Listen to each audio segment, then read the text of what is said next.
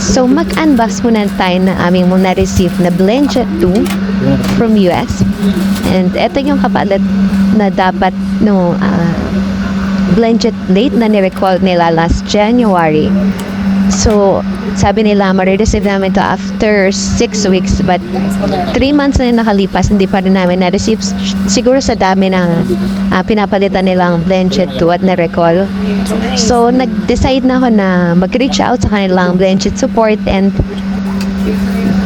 they have 2 options na they gave to us. Ito yung una, hintayin namin na ma-receive namin yung Blendjet plate, and yung pangalawa, papalitan nila ng bagong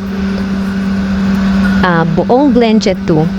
So, yung number 2 yung pinili namin. Mapalitan ng bagong Blendjet 2. So, ito na nga, after less than a week, na-receive namin yung items. And guys, ang gaganda ng color niya. I'm in love.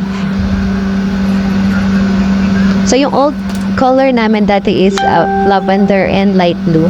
And this one is metallic lavender and heart.